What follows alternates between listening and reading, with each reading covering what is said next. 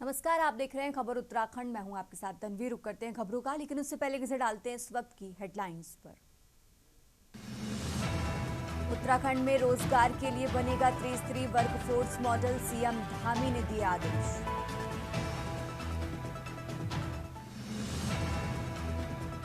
उत्तराखंड आएंगे सीडीएस अनिल चौहान, लेंगे जानकारी।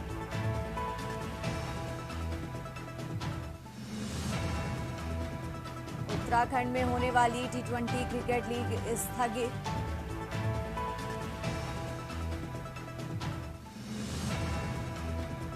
उत्तराखंड और यूपी के बीच सीमा विवाद गहराया।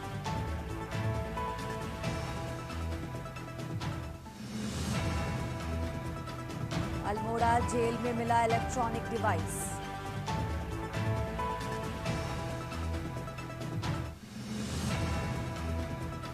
उत्तराखंड में पर्यटकों ने बढ़ाया रिकॉर्ड।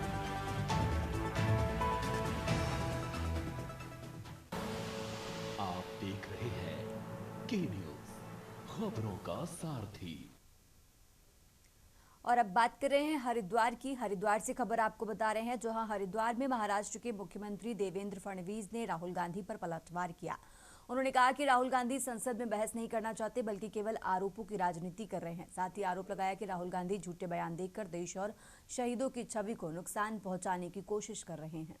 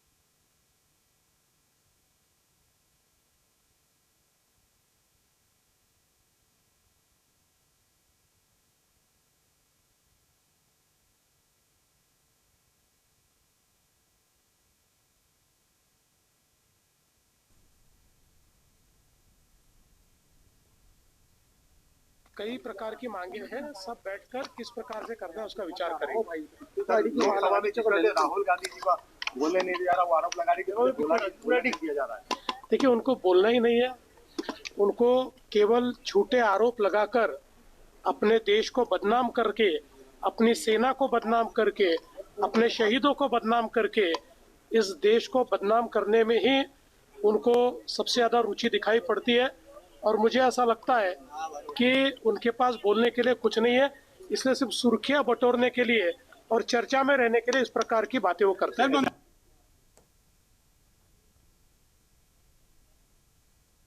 और अब खबर रुड़की से है। रुड़की से खबर आपको बता रहे हैं, जहां रुड़की में कांग्रेस के पूर्व प्रदेश अध्यक्ष प्रीतम सिंह ने कार्यकर्ताओं के साथ बैठक कर 16 फरवरी को प्रस्तावित राज्यपाल आवास घेराव की रणनीति तैयार की है। उन्होंने दावा किया कि रुड़की से लगभग 5000 कार्यकर्ता इस आंदोलन में शामिल होंगे। प्रीतम सिंह ने भाजपा सरकार पर तीखा हमला करते हुए कहा कि उत्तराखंड में कानून व्यवस्था पूरी तरह ध्वस्त हो चुकी है। उन्होंने हत्या, डकैती, चेन स्नैचिंग और महिलाओं के खिलाफ अपराध बढ़ने पर चिंता जताई है। अंकिता भंडारी हत्याकांड का हवाला देते हुए उन्होंने कहा कि सरकार सीबीआई जांच करने में देरी कर रही थी। भू कानून और बजट पर भी प्रीतम सिंह ने सरकार पर निशाना साधा।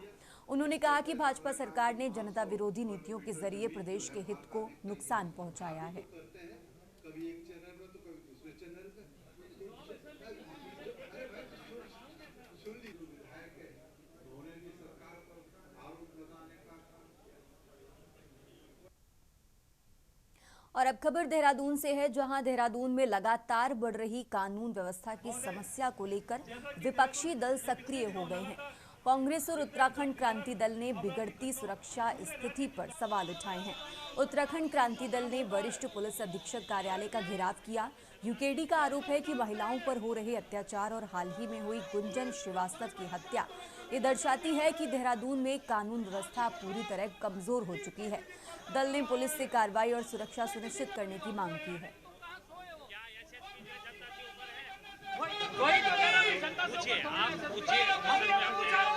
हमारा ये प्रदर्शन था, ये प्रदर्शन कोई पहली बार नहीं हुआ है, यह अपराध उत्तराखंड में कोई पहली बार नहीं हुआ है, लेकिन ये बहुत ही सोचनीय विषय है कि पिछले 6 दिनों में लगातार 3 जो है महिलाओं की हत्या कर दी जाती है और पूर्व में उन महिलाओं द्वारा जो है चौकी में तहरीर दी गई थी कि हमें जान से मारने की धमकी मिल रही है, हमें जो है परेशान किया जा रहा है।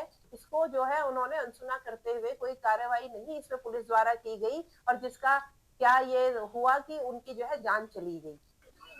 ये उत्तराखंड क्रांति दल द्वारा लॉ एंड ऑर्डर या क्राइम को लेके अपनी कुछ ग्रीवेंसेस थी, उसका इन्होंने ज्ञापन दिया है जो उन्होंने डीजीपी साहब को पेश किया था और वो मैं अपने माध्यम से उच्च अधिकारियों को प्रेषित किया। क्या लगता है कि जिस तरीके से लगातार घटनाएं हो रही हैं जो अपराधी प्रवृत्ति के लोग हैं उनमें खूब दिखाई नहीं दे रहा पुलिस के प्रति? नहीं, ऐसा नहीं है। पुलिस देखिए लगातार विजिबिलिटी पुलिस की है, लगातार फील्ड में पुलिस है, रात को भी हम गश्त कर रहे हैं। और अब खबर नैनीताल से है, जहां सड़क सुरक्षा अभियान के तहत अंतर्गत परिवहन विभाग द्वारा टैक्सी यूनियन भवाली में सड़क सुरक्षा जागरूकता कार्यक्रम के तहत फर्स्ट रिस्पॉन्डर प्रोग्राम का आयोजन किया गया, जिसमें राज्य आपदा प्रबंधन द्वारा वाहन चालकों स्वामियों को दुर्घटना स्थल पर घायलों को तुरंत उपचार प्रदान करने के लिए प्रशिक्षण दिया गया। साथ ही वाहन चालकों के लिए नेत्र सहित अन्य प्रशिक्षण के लिए शिविर भी आयोजित किया गया है। एआरटीओ जितेंद्र सागवान ने बताया कि सड़क सुरक्षा माह का उद्देश्य वाहन चालकों को प्रशिक्षित करना है ताकि दुर्घटना के समय घायलों को तत्काल चिकित्सा सहायता उपलब्ध कराई जा सके और उनकी जान बचाई जा सके।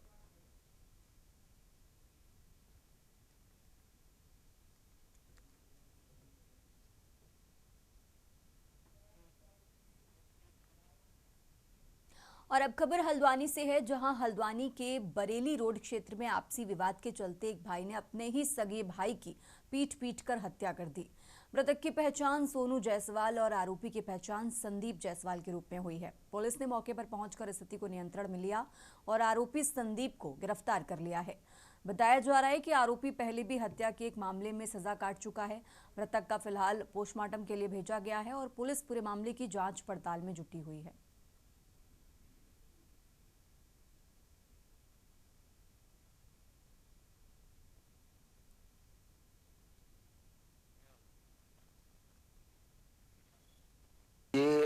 थाना हल्द्वानी में अंकित जायसवाल नाम के वादी द्वारा एक तहरीर दी गई, जिसमें उनके द्वारा ये बताया गया कि संदीप जायसवाल नाम के व्यक्ति ने एक सोनू जायसवाल नाम के व्यक्ति का, जो उनके रिश्ते में ब्रदर लगते हैं, उनकी पीट कर हत्या कर दी है। तो सूचना जब हमें प्राप्त हुई तो इसमें घटनास्थल का निरीक्षण किया गया और घटनास्थल निरीक्षण के दौरान एफएसएल की टीम द्वारा वहाँ से जो भी फिजिकल और साइंटिफिक एविडेंस थे वो कलेक्ट किए गए और इसमें थाने में सुसंगत धाराओं में अभियोग पंजीकृत किया गया, जिसकी इन्वेस्टिगेशन की जा रही है।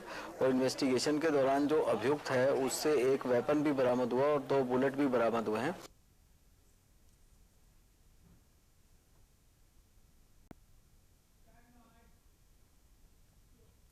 और अब खबर अल्मोड़ा से है, जहां अल्मोड़ा के पीएम श्री राजकीय बालिका इंटर कॉलेज में 2 दिवसीय जिला स्तरीय विज्ञान प्रदर्शनी का सफल आयोजन हुआ।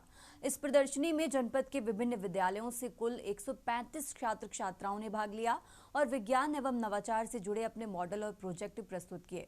निर्णायक मंडल के सभी प्रस्तुतियों का मूल्यांकन किया गया। भारत सरकार द्वारा विज्ञान के क्षेत्र में विद्यार्थियों को प्रोत्साहित करने के उद्देश्य से चयनित छात्र छात्राओं को 10,000 रुपए की प्रोत्साहन राशि भी वितरित की गई है।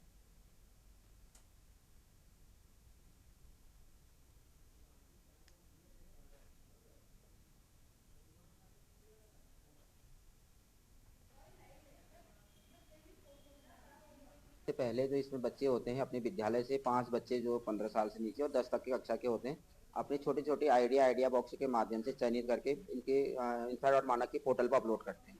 उसके बाद नए भारत सरकार द्वारा इनके आइडिया चयनित किए जाते हैं और आइडिया चयन होने के उपरांत इनको 10,000 की धनराशि इनके खाते में इस प्रोजेक्ट को धरातल पर लाने के लिए दी जाती है। और उसके बाद यहाँ पर इनका ब्लॉक स्तर पर नहीं, सीधे जनपद स्तर पर इनकी डीएलपीसी होती है। उसके बाद ये राज्य स्तर पर, उसके बाद नेशनल और उसके बाद इंटरनेशनल लेवल पर पूरा कार्यक्रम एक होता है जापान में। तो वहाँ ये बच्चे जो है प्रतिभाग करते हैं। तो जितने बच्चे प्रतिभाग करते हैं उनके 10% बच्चों का चयन यहाँ से किया जाता है हर स्तर पे।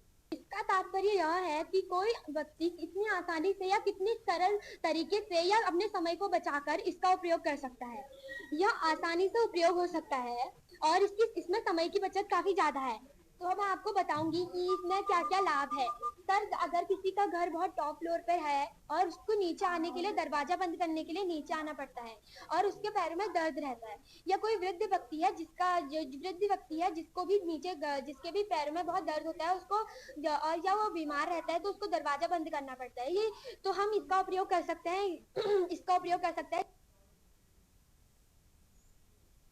और अब रुक करते हैं अगली खबर का। देवभूमि उत्तराखंड प्रदेश बने 25 साल पूरे हो चुके हैं। इन बीते सालों में भाजपा सहित कांग्रेस ने राज किया है, लेकिन विकास के पथ पर चलने की बात को लेकर सभी ने बड़े बड़े दावे और घोषणाएं भी की हैं। लेकिन सरकार और नेतृत्व परिवर्तन के चलते वो वादे भी जनता की समस्याओं के बदलाव के चलते मझधार में खोसे गए हैं। धामी सरकार बने 4.5 साल पूरे हो चुके हैं और उत्तराखंड में मुख्यमंत्री पुष्कर सिंह धामी की घोषणाओं को लेकर शासन स्तर पर लगातार समीक्षाएं हो रही हैं, लेकिन इसके बावजूद जमीनी स्तर पर काम की रफ्तार वैसी ही दिख रही है। ये रिपोर्ट देखिए। प्रदेश में अब तक बात सिर्फ मुख्यमंत्री की घोषणाओं तक ही सीमित नहीं है। धामी सरकार ने प्रदेश के तमाम विधायकों से अपने अपने क्षेत्रों के लिए जनहित के 10-10 कामों के प्रस्ताव मांगे थे। इन प्रस्तावों के आधार पर राज्य स्तर पर 573 कार्यों को प्राथमिकता में लिया गया है, लेकिन इन 573 में से अब तक सिर्फ 222 काम ही पूरे हो सके। यानी इस मामले में सरकारी मशीनरी की परफॉर्मेंस करीब 38.74% ही दिखाई देती है। बाकी काम या तो अधूरे हैं या फिर प्रक्रिया में ही अटके हुए हैं। इससे ये साफ होता है कि न सिर्फ सीएम की घोषणाएं बल्कि विधायकों के विकास कार्य भी अपेक्षित गति से आगे नहीं बढ़ पा रहे हैं। कांग्रेस के हमलों के बीच भारतीय जनता पार्टी सरकार के बचाव में उतरती नजर आ रही है। उत्तराखंड राज्य निर्माण को 25 वर्ष पूर्ण हो चुके और इन 25 वर्षों में भाजपा और कांग्रेस ने बारी बारी से यहाँ शासन किया है। जितने भी मुख्यमंत्री आए, घोषणाओं का बाजार बड़ा गर्म रहा, लेकिन कितनी घोषणाएं धरातल पर उतर सकी, ये हमेशा ये सवाल खड़े रहे हैं समाज में। और आज भी हम देख रहे हैं कि पुष्कर धामी जब से मुख्यमंत्री बने हैं, पुष्कर सिंह धामी के आने के बाद जो घोषणाएं हुई हैं, और कई घोषणाएं ऐसी रही महत्वपूर्ण जो उतरी भी हैं और राष्ट्रीय फलक पर चमक भी रही हैं, लेकिन कई घोषणाएं ऐसी हैं जो जनता से जुड़ी हुई हैं, जो सीधे प्रभावित करती हैं, विकास योजनाओं से जुड़ी हुई हैं, धरातल पर वो कम दिखाई दे रही हैं। और जो नौकरशाही है, जो अफसरशाही है, उसके जो प्रभाव हैं, उसके जो दुष्प्रभाव हैं, उनकी वजह से जनता को उन योजनाओं का लाभ मिलने में समस्या आ रही है। अभी तक ऐसा लग रहा था कि मुख्यमंत्री पुष्कर सिंह धामी केवल कानून व्यवस्था और महिला सुरक्षा पर फेलियर हैं, लेकिन आज ताजा जानकारी मिली है कि उत्तराखंड के मुख्यमंत्री पुष्कर सिंह धामी जो पिछले 4 सालों से घोषणाओं पर घोषणाएं कर रहे हैं, वो सब हवा में लटकी हुई हैं, अधर में लटकी हुई हैं और धरातल पर नहीं उतर रही हैं। 2021 से 2023 के बीच में 1457 घोषणाएं ऐसी हैं जो अपूर्ण है, यानी कि अधर में लटकी हुई हैं, पूरा होने का नाम नहीं ले रही हैं। और शर्मनाक बात यह है कि 520 तो ऐसी घोषणाएं हैं मुखिया की जो कि अभी तक सुबह का उजाला नहीं देख पाई, यानी कि एक भी ईंट इन 520 योजनाओं में नहीं लगाई गई। देखिए, मेरी जहाँ तक जानकारी है लगभग 70% घोषणाएं धरातल पर उतरी हैं और अभी लगभग 30% घोषणाएं ऐसी हैं जिनका धरातल पर उतरना बाकी है, जिस पर काम हो रहा है, गतिमान कह सकते हैं आप उसको। और अभी हमारे पास लगभग 1 वर्ष पड़ा हुआ है, तो इस बीच में मैं समझता हूँ ये भी एक आंकड़ा सामने आएगा कि लगभग हम 90% घोषणाएं पूरी कर चुके होंगे, जो अपने आप में एक बहुत बड़ी सफलता सरकार की मानी जानी चाहिए। और हमको खुश होना चाहिए कि हमारी सरकार में जो घोषणाएं हो रही हैं वो धरातल पर उतर रही हैं और हम उसको उतरते हुए देख रहे हैं। अब तक की कुल घोषणाओं की बात करें तो मुख्यमंत्री पुष्कर सिंह धामी अपने कार्यकाल में करीब 3827 घोषणाएं कर चुके हैं। इनमें से 2315 घोषणाएं पूरी हो चुकी हैं, यानी लगभग 60.5% काम पूरे किए जा चुके हैं। हालांकि अब भी करीब 1512 घोषणाएं ऐसी हैं जो पूरी होना बाकी है। इन लंबित घोषणाओं में से करीब 520 घोषणाएं ऐसी हैं जिन पर अभी तक कार्य शुरू ही नहीं हो पाया है। यही आंकड़े सरकार के लिए सबसे बड़ी चुनौती बने हुए हैं, क्योंकि चुनावी साल में विपक्ष इन्हीं मुद्दों को लेकर सरकार पर हमलावर है। मुख्यमंत्री की घोषणाओं के लंबित रहने को लेकर उत्तराखंड कांग्रेस लगातार सरकार पर हमला बोल रही है। उत्तराखंड क्रांति दल ने उत्तराखंड राज्य की अपनी अवधारणा से बनाया था और आज वर्तमान में जो ये दिल्ली की पार्टियां हैं, जो राष्ट्रीय पार्टियां, ये एक तरफ से किराएदार हैं और कभी भी किराएदार किसी मकान में रहता है तो उसको भला नहीं सोचता है। उसी प्रकार बीजेपी और कांग्रेस ने यहाँ पर समय समय पर अपनी सरकार चलाई है, लेकिन उनको उत्तराखंड की जनता से कोई सरोकार नहीं है। वो भ्रष्टाचार में लिप्त रही है, चाहे कांग्रेस हो चाहे बीजेपी हो। इन्होंने अपना और अपने जो रसूखदार थे अपने मंत्रियों का इनका विकास किया है। इसी का उदाहरण आप वर्तमान में देख रहे हैं, जहां एक तरफ लोगों को सैलरी नहीं मिल रही है, वहीं दूसरी तरफ माननीयों का जो है वेतन एकदम 90,000 से ऊपर बढ़ा दिया गया है। तो कुल ये जो बात है अभी आप जनता के समझ में आ गया है और उनको ये वास्तविकता का पता चल गया है कि जो राष्ट्रीय दल कांग्रेस और बीजेपी हैं ये उत्तराखंड हित में नहीं है। तो बने हुए भले ही 25 साल का समय हो गया हो, लेकिन लगभग 9 सालों से इस राज्य में प्रचंड बहुमत की भारतीय जनता पार्टी की सरकार है। ये सरकार जनता से डबल इंजन का वादा करके ही सत्ता में आई थी, लेकिन वो तथाकथित डबल इंजन आज तक उत्तराखंड की धरती पे उतरा ही नहीं है। लोगों को लगा था कि डबल इंजन की सरकार में घर घर में रोजगार की बाढ़ आएगी, उत्तराखंड से पलायन रुकेगा, उद्योग पहाड़ चढ़ेंगे, चौतरफा विकास दिखाई देगा। लेकिन हुआ इसके उलट, घर घर में आज बेरोजगारों की फौज है, विकास धरातल से गायब हो गया है, उद्योग पहाड़ चढ़ नहीं पा रहे हैं, पलायन को ये सरकार रोक नहीं पा रही है, बेटियों को सुरक्षा ये सरकार दे नहीं पा रही है। आए दिन जो है कानून व्यवस्था की धज्जियां उड़ रही है। नहीं, विपक्ष क्या कह रहा है ये तो विपक्ष ही बेहतर बताएगा, क्योंकि विपक्ष का काम है सही चीजों को भी गलत बताना।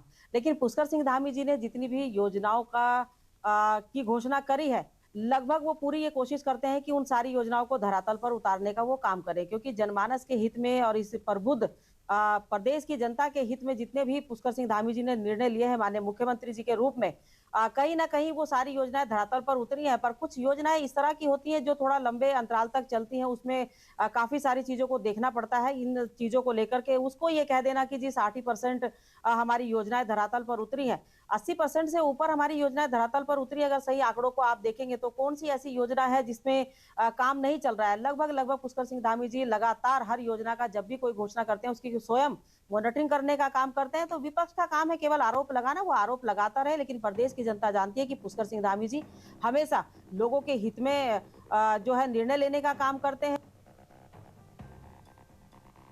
आपको बता दें कि शासन स्तर पर घोषणाओं पर अमल को लेकर तेज गति से काम करने के लिए कमर कसी जा रही है। शासन स्तर पर भी महसूस किया जा रहा है कि घोषणाओं को पूरा करने में अनावश्यक देरी हो रही है। इसी वजह से अब जिला अधिकारियों को भी सख्त निर्देश दिए गए हैं। तय किया गया है कि मुख्यमंत्री की कोई भी घोषणा होने के बाद उसकी जानकारी 72 घंटे के भीतर मुख्यमंत्री की घोषणा अनुभाग को दी जाएगी।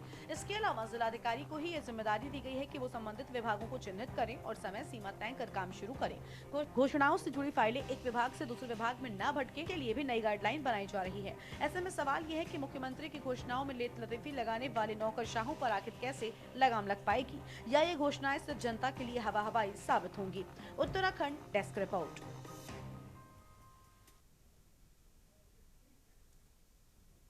और अब खबर गदरपुर से है, जहां दिनेशपुर नगर पंचायत में चल रहे विकास कार्यों और राजनीतिक आरोप प्रत्यारोप को लेकर नगर पंचायत अध्यक्ष प्रतिनिधि काबल सिंह विर्क ने प्रेस वार्ता कर अपना पक्ष रखा।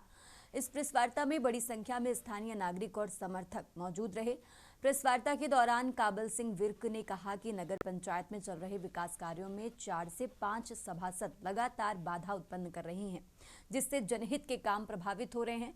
उन्होंने सभासदों द्वारा लगाए जा रहे भ्रष्टाचार और कमीशन के आरोपों को पूरी तरह निराधार बताया और मामले की निष्पक्ष जांच के लिए जिलाधिकारी और उप जिलाधिकारी से मांग की है।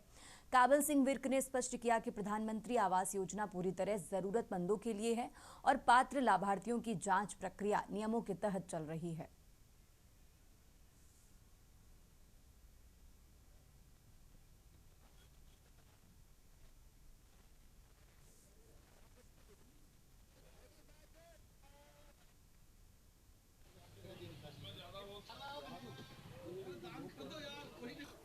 मेरा यही कहना है कि उस दिन जब ये लोग सभासद सभी लोग मेरे कमरे में आए तो उसमें सभासद कम थे, सभासद प्रतिनिधि ज़्यादा थे।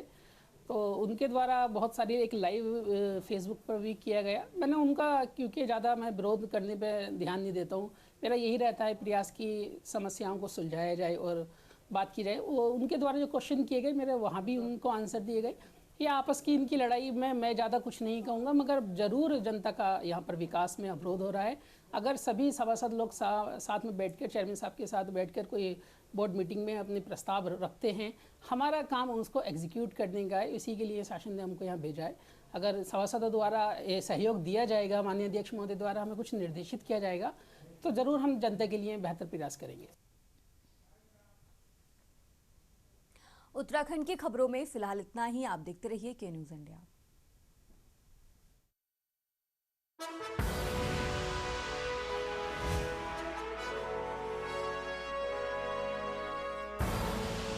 आप देख रहे हैं के